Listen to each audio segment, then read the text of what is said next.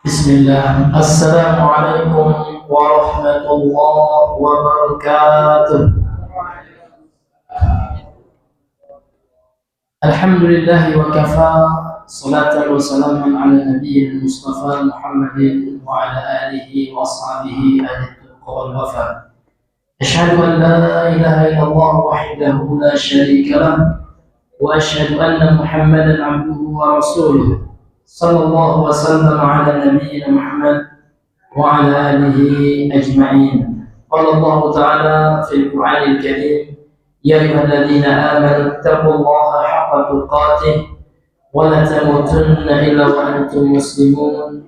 أما بعد. معاشر المسلمين إخواني وأخواتي في الله, para peserta daurah tafsir salat yang semoga Allah muliakan, kita bersyukur kepada Allah Subhanahu wa taala karena Allah masih memberikan kepada kita keistiqomahan untuk bisa menghadiri dan menyampaikan dan serta melaksanakan kegiatan kita ini dengan izin Allah Azza wa Jalla. Kemudian salawat dan salam kepada Nabi Muhammad sallallahu alaihi wasallam. Allahumma shalli ala Muhammad wa ala ali Muhammad. Ma'asyiral muslimin, ikhwani fid din, azani Allah.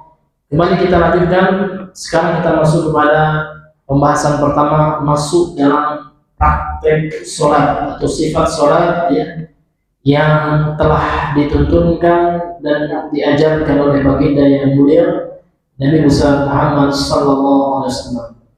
Tafadhal al-muqri' iqra'na. Silakan yang membaca ya. Takbiratul ihram. Bismillah wassalatu wassalamu ala Rasulillah wa ba'd. Kalimat takbiratul ihram terdiri dari dua kata, takbir dan al-ihram. Takbir artinya bacaan Allahu Akbar, sedangkan al-ihram berarti masuk ke dalam wilayah larangan, di mana orang yang telah melakukan takbiratul ihram maka terlarang baginya untuk melakukan perbuatan apapun di luar kegiatan sholat. Karena itulah takbir ini disebut takbiratul ihram, karena dia takbir yang mengharapkan. Sebagian ulama menyebutnya juga dengan takbirat at-tahrim, artinya takbir yang mengharamkan. Kenapa disebut takbiratul ihram? Takbiratul ihram termasuk rukun sholat. Nabi Sallallahu Alaihi Wasallam menyebutnya sebagai pintu yang membatasi kegiatan sebelum sholat dengan kegiatan sholat. Dari Ali bin Abi Thalib radhiyallahu anhu, Nabi Sallallahu Alaihi Wasallam bersabda, "Miftahus sholat at-tuhuru wa tahrimuha at-takbir wa tahliluha at-taslim." Kunci sholat adalah bersuci, yang mengharamkannya adalah takbir, dan yang menghalalkannya adalah salam. Hadis riwayat Abu Daud, Tirmidzi, dan disahihkan Sahih Al-Albani. Disebut yang mengharamkan karena takbiratul ihram adalah batas antara kegiatan sebelum sholat dengan di dalam sholat, sebagaimana salam adalah batas antara kegiatan di dalam sholat dengan kegiatan setelah sholat. Badruddin Al-Hayri mengatakan, makna kalimat yang mengharapkan adalah takbir, artinya yang mengharapkan sholat adalah ucapan takbir.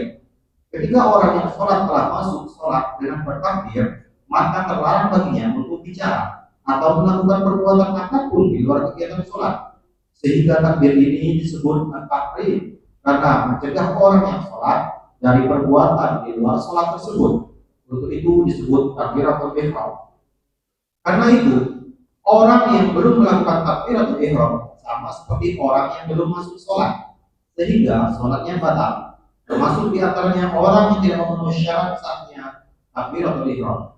Catatan, yang dimaksud takbiratul ihram adalah ucapan Allahu Akbar dan bukan mengangkat tangan ketika takbir.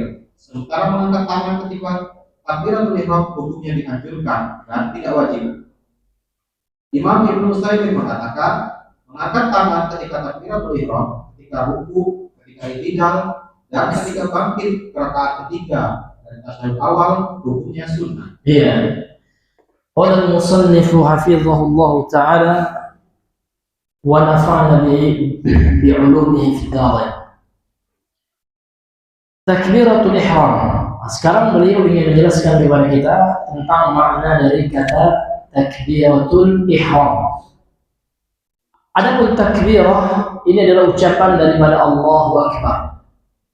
Secara ilmu morfologi atau ilmu akar kata dalam bahasa Arab, takbir itu masdar ya. Dari kata kabbaro yukabbiru takbiran. Maka takbir itu ya adalah membesarkan Allah. Maka kalau kita menyuruh orang dalam bahasa Arab ya, bertakbirlah. Apa bahasa Arabnya Pak? Kabbir. Karena asalnya kabbir itu perintah fil amr. Ya, kabbaro yukabbir takbiran ya. Ya, kemudian orang yang menganggap dirinya besar itu kan sombong. Dalam bahasanya mutakabbir. Ya, orang yang menganggap dirinya besar. Ya, kemudian makna al-ihram. Al-ihram ini juga secara ilmu saraf atau ilmu morfologi ya.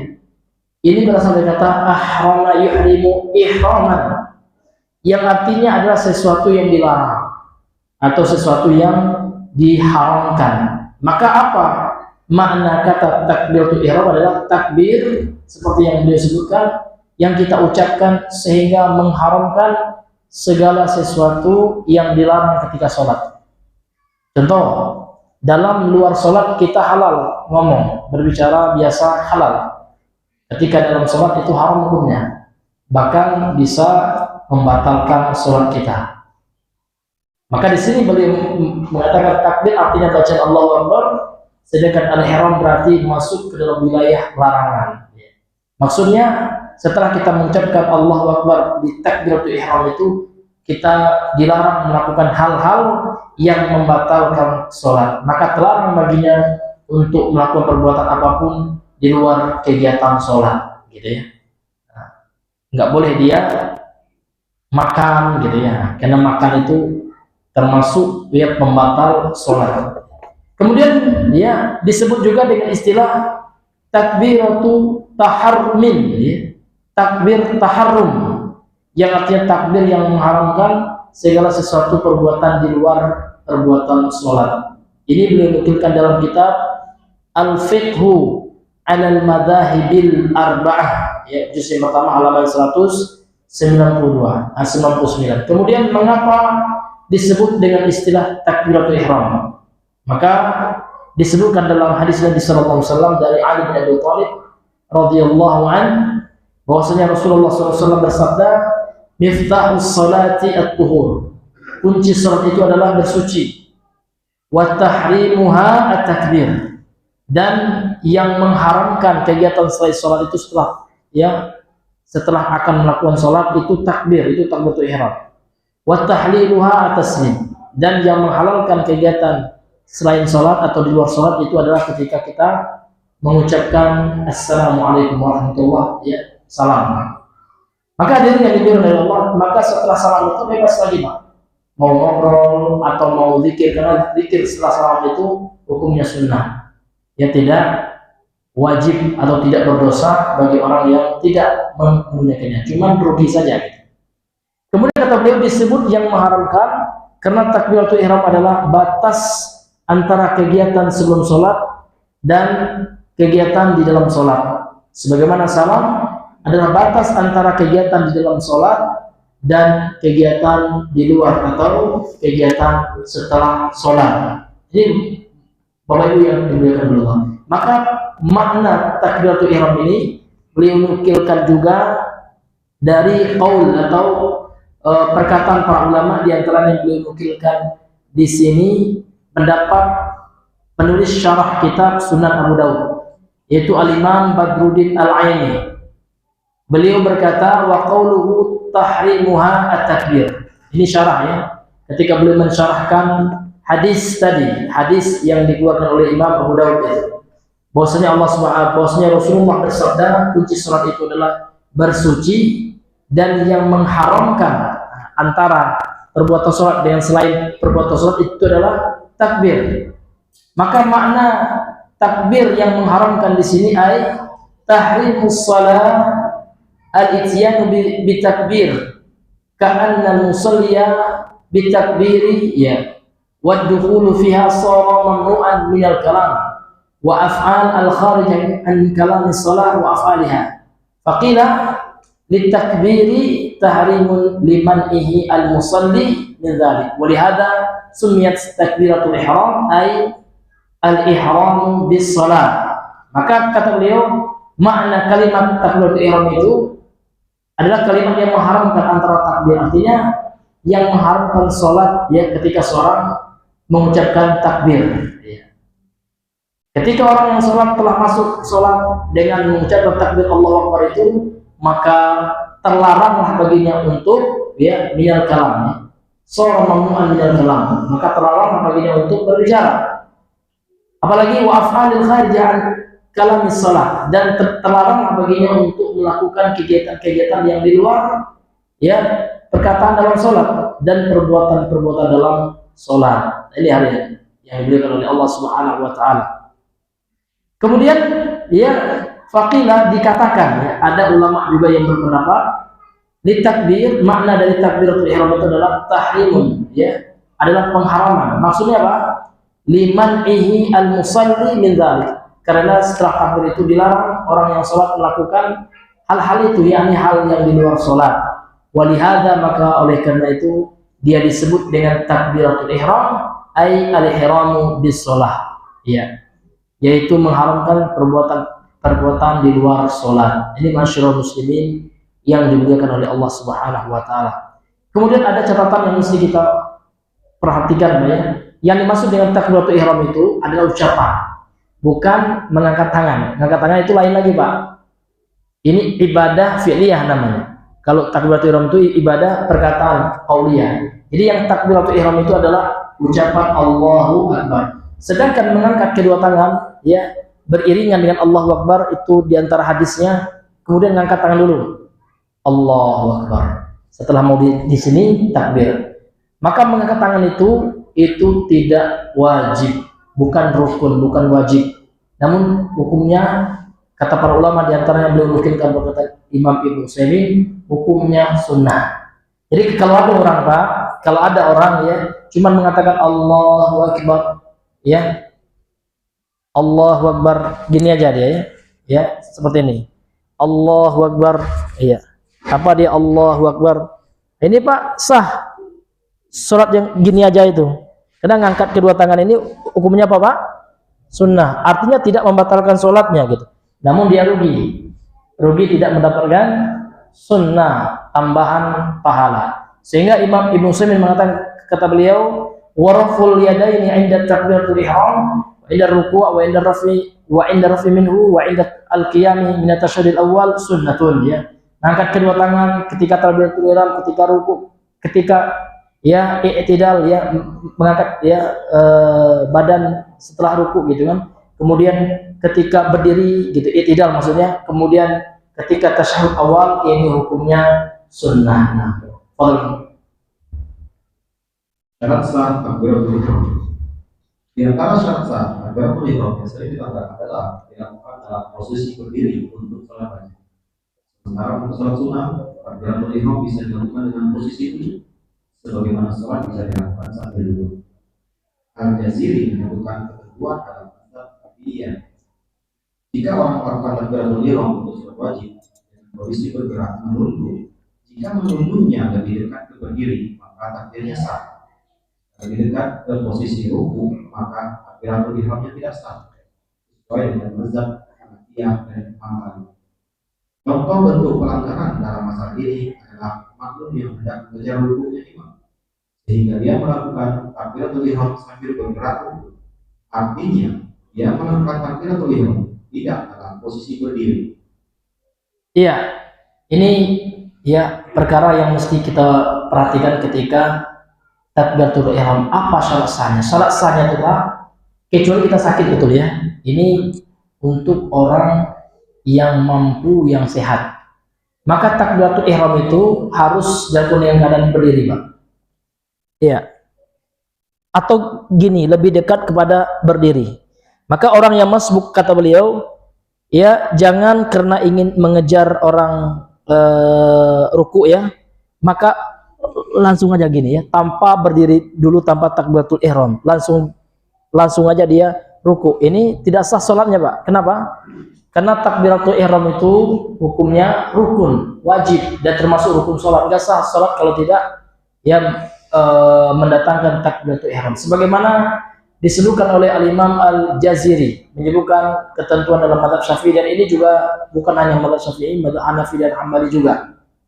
Kata beliau, fa in ata bil ihrami fi salatil fardhi halal inhina, fa in kana ila al qiyami aqrab fa innaha tasih, wa in kana ar-ruku'u aqrab fa innaha la tasih, wifaqan lil Hanafiyyah wal Hanabilah.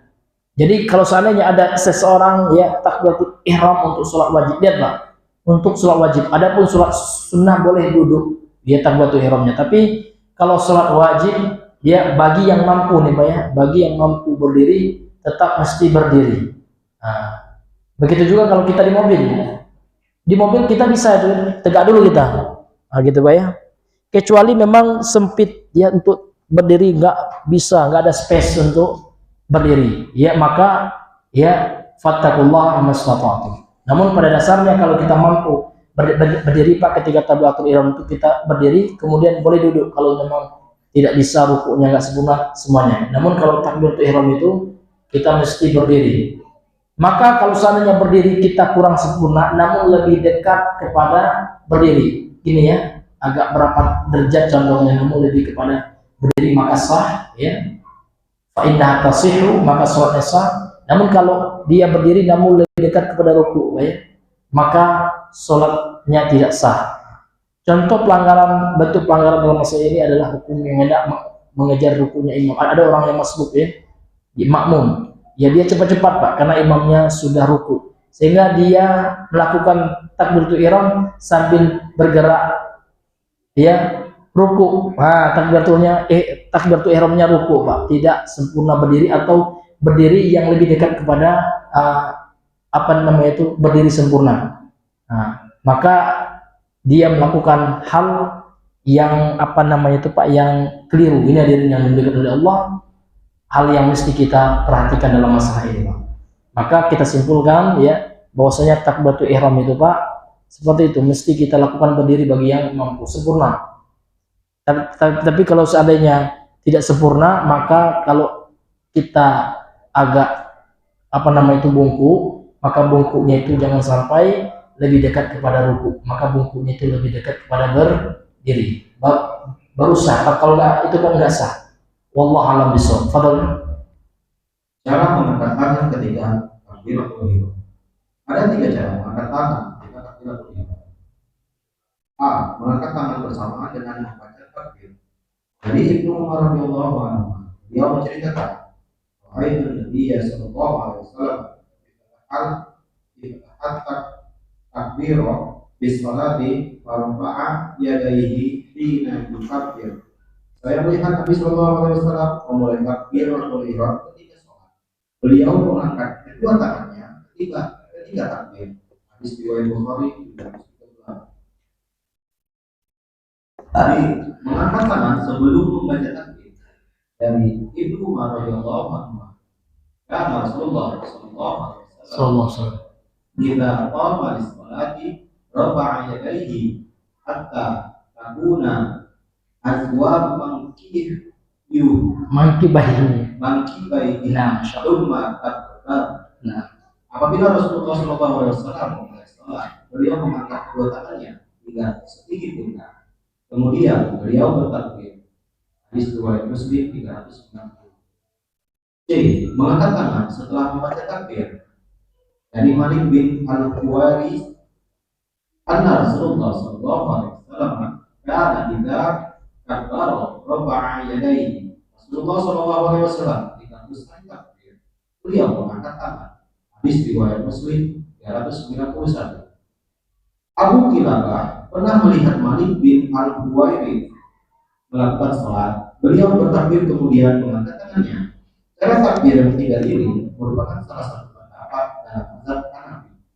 Salah satu manfaat mengetahui hal ini adalah kita akan berpikir terlebih dahulu ketika hendak bertakbir. untuk memilih bentuk takbir mana yang akan kita lakukan, sehingga kita melestarikan semua sunnah Nabi Sallallahu Alaihi Wasallam. Iya. Jadi cara mengangkat takbir itu Pak sesuai dengan sunnah itu ada 3. Namun tidak boleh digabungkan dalam satu takbir. 3 cara takbir nggak boleh. Kita pilih aja. Ya salah satu dari 3 cara ini dalam satu kali takbir. Cara yang pertama mengangkat tangan bersamaan dengan takbir. Gitu ya. Jadi seperti ini Pak ya. Allahu Akbar bersamaan. Hal ini Pak berdasarkan hadis dari Ibnu Umar radhiyallahu taala anhuma.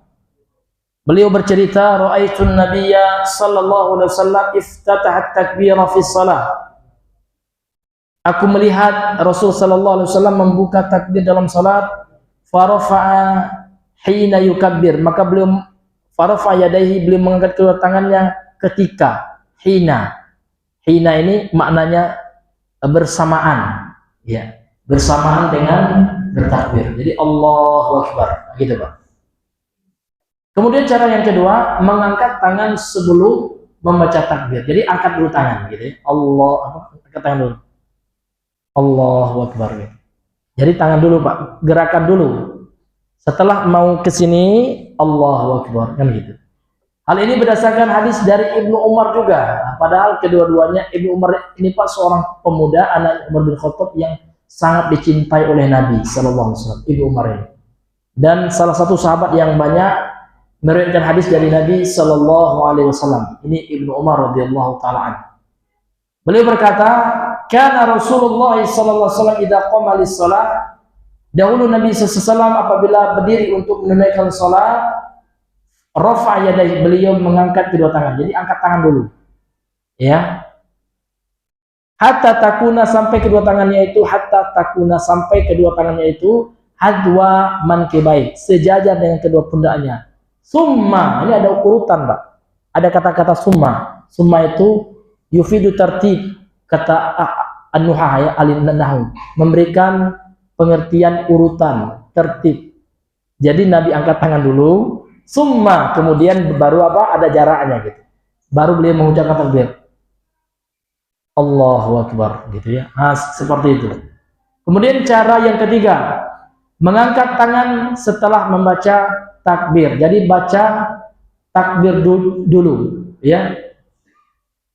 Ya, jadi kita mengangkat tangan, ya, setelah kita baca takbir. Jadi baca takbir dulu, Allahu Akbar. Nah, seperti itu hadirin yang dimuliakan oleh Allah. Hal ini adalah berdasarkan hadis dari sahabat Malik bin Al-Huwairits. Anna Rasulullah sallallahu alaihi wasallam kana idza kabbara, adalah Nabi sallallahu apabila selesai takbir. Lihat, ada di sini kata kerja past tense. Fi'il madhi itu kabbara ya. Jadi beliau takbir dulu, Allahu Akbar. Ya, setelah beliau takbir, rafa'a yadai, baru beliau mengangkat kedua tangan. Itu Pak ya, 3 cara mengangkat tangan ketika takbir bersamaan, ya. Kemudian yang kedua Bang, apa dulu? Angkat dulu. Nah, kemudian yang ketiga, takbir dulu. Nah, kenapa kita mesti mengetahui yang 3 itu? Kata beliau, kata musannif ya, kata Ustadz Amir Lubayt ya, supaya seorang sholat itu Pak mikir dulu, Mas, saya nak versi mana ini ya, sehingga dia nak cepat-cepat ya Pak ya. Dia berhenti sejenak ketika sholatnya, saya mau takbir dulu lah gitu kan. Nah, sehingga ada jeda dia untuk berpikir, sehingga sholatnya itu Pak an ta'akulin ya, bukan an adatin ya. Sholatnya itu dikerjakan dengan pemahaman, pemikiran, dengan niat, bukan hanya spontanitas, bukan hanya rutinitas yang sifatnya apa Pak? Yang sifatnya hanya seremonial, enggak.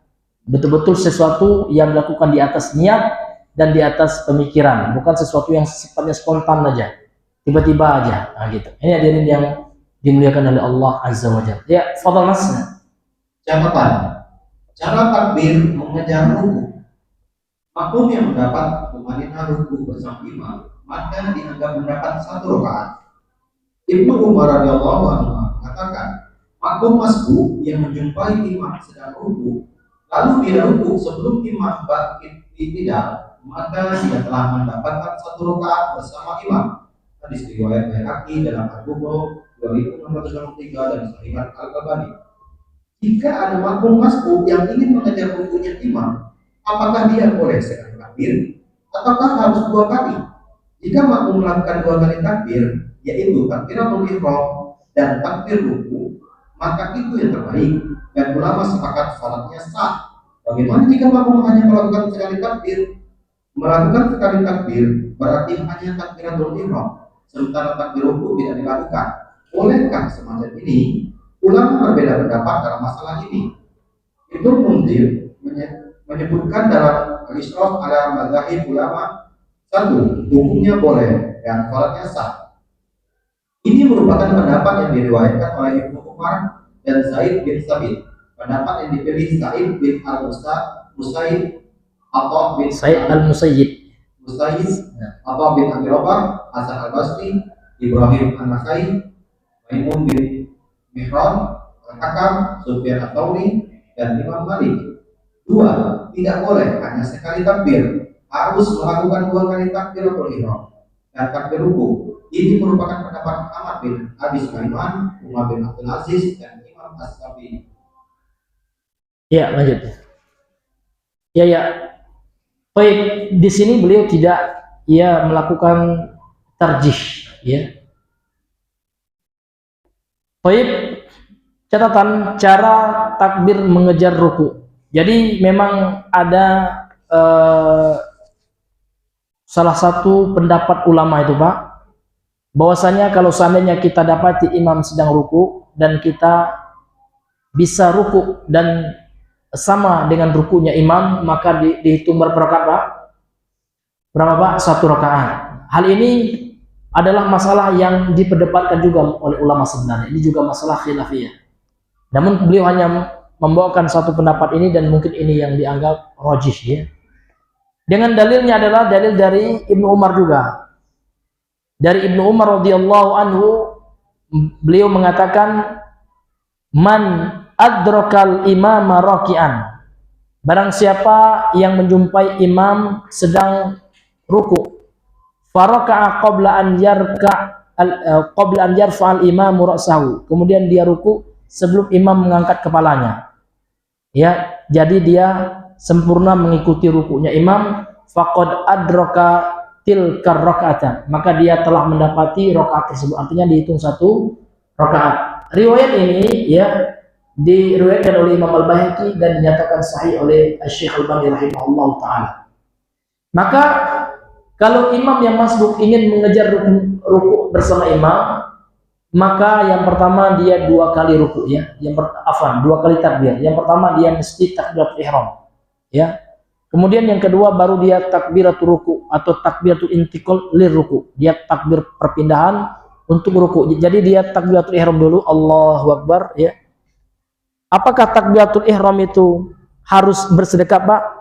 Allahu Akbar gini, ini terjadi perbedaan pendapat. Namun yang dirajihkan oleh Syekh Masyhur bin Syekh Masyhur, salah seorang muridnya Syekh Albani, dalam kitabnya Al-Qaulul Mubin fi Akhta' al-Musallin, bahwasanya beliau mengatakan bersedekap itu adalah inda halil qiraah. Bersedekap itu hanyalah ketika sedang membaca Al-Fatihah atau surat pendek.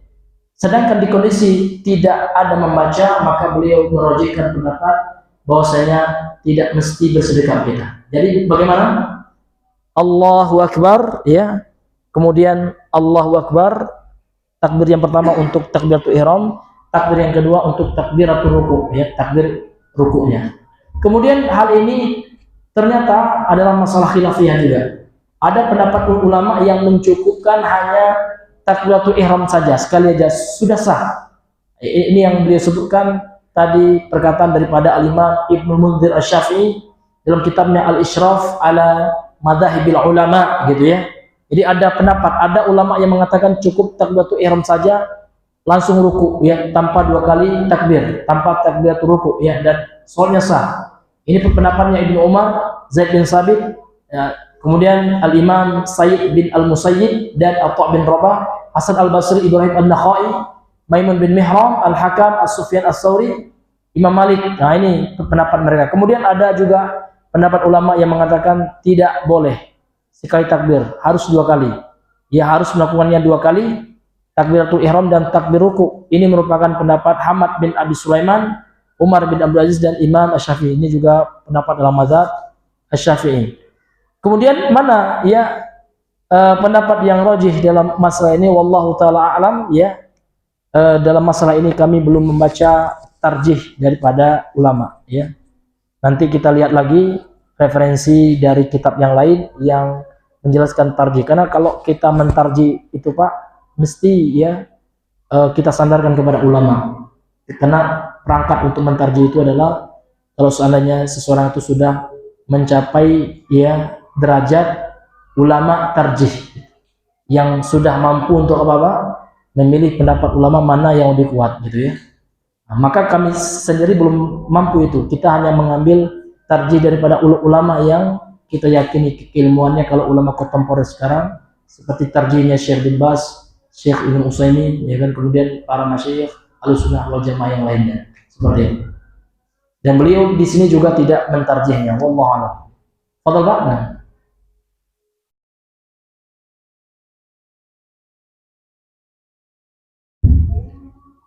Lafaz takbiratul ihram yang benar, lafaz takbir yang benar menurut jumhur ulama adalah kalimat Allahu Akbar.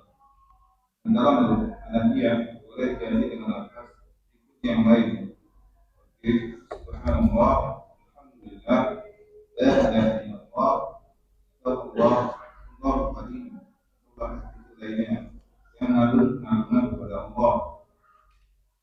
Menurut Hanafiya, kalimat zikir apapun yang mengandung ta'zim, pengagungan kepada Allah, ada al-mazahib, al-arba'ah, dan pendapat Hanafiyah termasuk pendapat yang lemah karena tidak dijumpai adanya riwayat di mana Nabi Shallallahu Alaihi Wasallam mengajarkan nafas pengagungan salat selain takbir. Al-Qadhi menjelaskan hadis yang menyebutkan orang yang salat seperti diajarkan Nabi Shallallahu Alaihi Wasallam. Fi qawlihi idza kunta ila salati fakabbir. Dalilun ala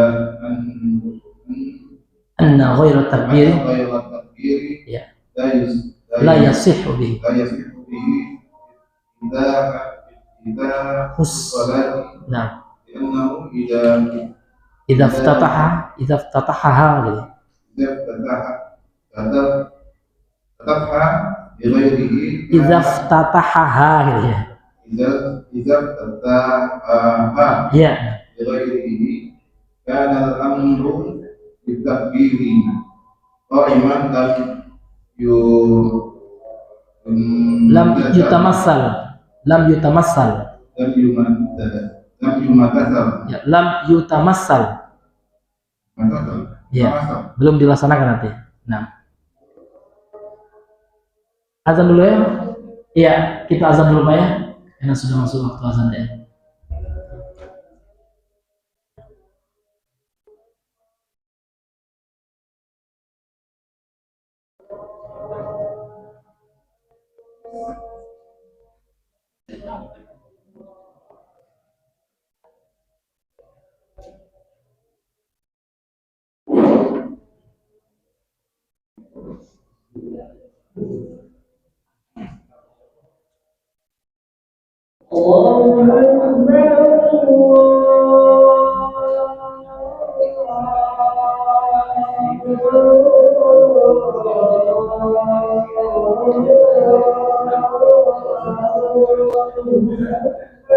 Allah. Lanjut lagi dah. Iya. Oke.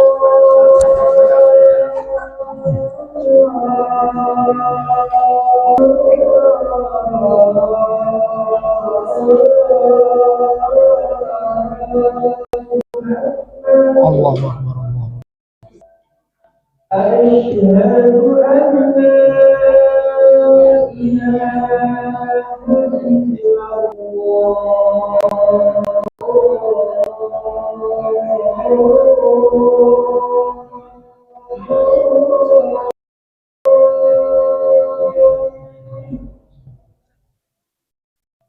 ini atau sholat dulu?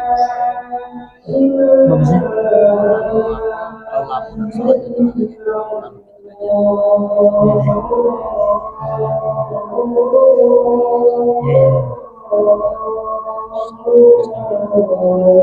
berarti sholat dulu ya. Oh iya boleh. Ya, boleh. Atau di habis ini suruh pada ngomong kan ya.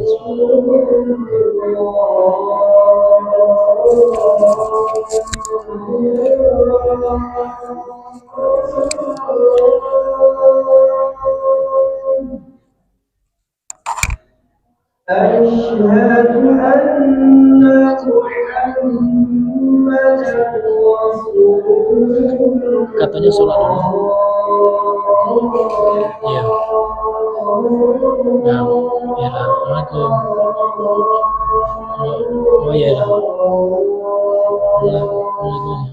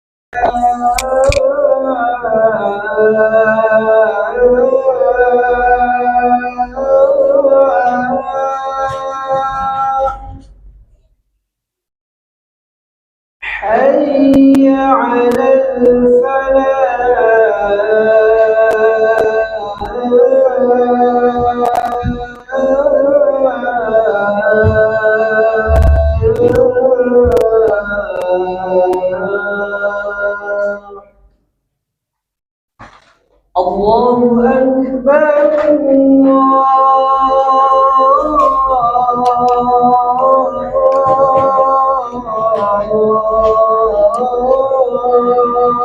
Allahu Akbar, La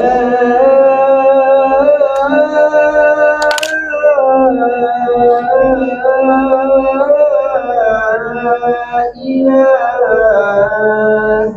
illallah.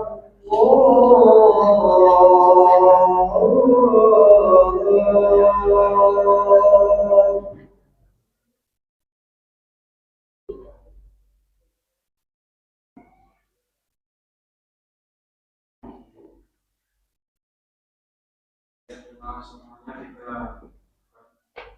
kembali ke